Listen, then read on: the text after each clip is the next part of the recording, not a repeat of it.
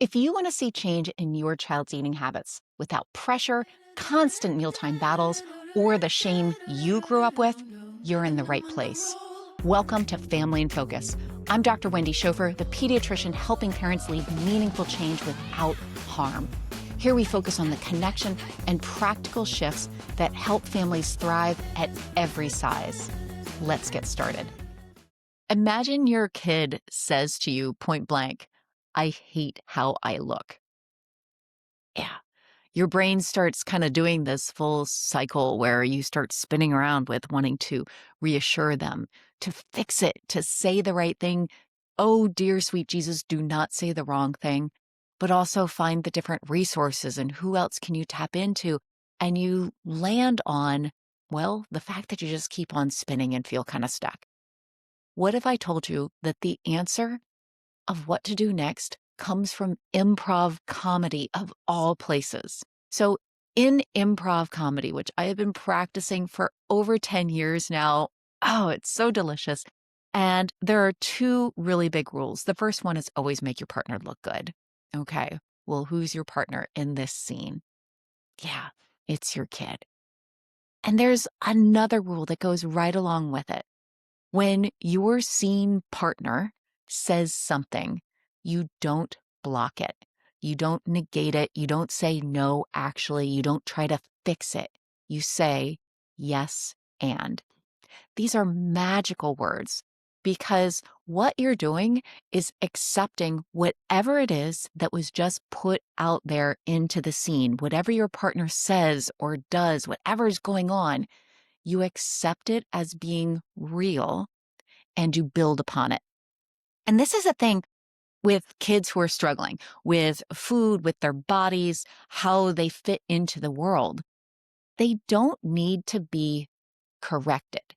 They don't need to have everything changed and fixed. They honestly just need a seen partner, someone who's there with them. And nobody dragged you here to be a bad scene partner. I mean, improv, it isn't just about comedy. It's actually a masterclass in connection, which is what we're infusing all throughout our time together here with Family in Focus. And connection, by the way, mitigates trauma. It mitigates the stress that each and every one of us is experiencing every day, adults and kids alike. So I want to walk you through a framework that I created for using yes and off stage. So with all frameworks, and especially in in medicine, we love the ABCs. You think about the ABCs of CPR, we're going to talk about the ABCs of yes and. So A is acknowledge. It is. And this is harder than it sounds. Your kid says, everyone's staring at me at lunch. Your first instinct may be to say, well, I'm sure they're not, but that's blocking. It's killing the scene and it's negating what they're saying. So yes and starts with, that sounds really hard. Full stop right there. You're not agreeing that everyone is staring. You're agreeing that it feels that way. And there is a big difference. That difference is everything because you are right there with your scene partner. Then you move to B. B is building on. This is where the and comes in. Okay. So you just said yes to what they are already telling you exists. It is. Now we're going to build on. So you add a layer, not a solution and not trying to give them a lesson, but you add a layer of curiosity. Tell me more. Or perhaps, and I'm wondering, what is it like for you? And this is where I will go to the grave using the language of experimentation. It's about experimenting with curiosity instead of trying to correct or fix what our kids are experiencing, just leaning into more. Tell me more about it. What you're doing is you're detecting patterns. You're trying to tease out a little bit more about what your child is experiencing. And the cool thing about patterns is that they can be shifted. They don't need to be fixed. But you can't shift what you haven't acknowledged and learned more about by getting curious. And then The C. The C is, yeah, you guessed it, connection. Connection. Okay. This is where you're moving from kind of like the face to face energy, which often is, kind of like interrogation, to being shoulder to shoulder with your child. Let's figure this out together. Perhaps you may even want to say, can we think about this together? But just being there in the scene with them is already signaling that you're there together. You're not handing down the answer as an expert. You're working with them. You're scene partners. Partners. So when kids are struggling with food, whether it's eating too much, eating too little, hiding it, fighting about it, the parental instinct is to fix fast. And that's actually a stress response. We're just trying to survive and we're trying to make sure that our kids survive to the next day. We want to fix it.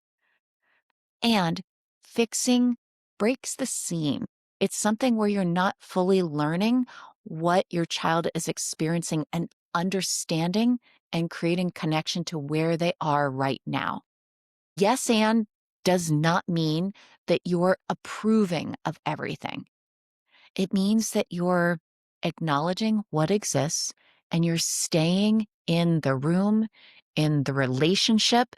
And this is where the real change happens, not in correcting or fixing it, but in connection and working together and building over time. So you don't have to be the perfect parent. You do not have to say the perfect thing. There is no perfect thing, by the way. You just have to stay in the scene. So remember, A, acknowledge what they're sharing is real. B, build on with curiosity. And C, connection. Connection is the answer. Stay shoulder to shoulder because you are allies and you are working through this together. Your relationship is what matters first. That's it. That's the whole framework. So try it this week. Nothing is too big, nothing is too small to try this at home. It's totally an experiment. And experiments do not have to be one and done. In fact, we learn so much more by repeating them. If this landed for you, I would love to keep the scene going. You see what I did there? Yeah. Come find me at wendyschoffermd.com. I work with families exactly on this, and we infuse improv throughout our work within Family in Focus. Hey, I'm a doctor, but I am not your doctor. And this podcast is for education, not medical advice. Take what fits, please leave what doesn't. And remember, be gentle with yourself as you lead the change that you want to see in your family. Hey, check out this next episode where we're talking about how weight stigma is appearing in the doctor's office and what you can do to create change for your family.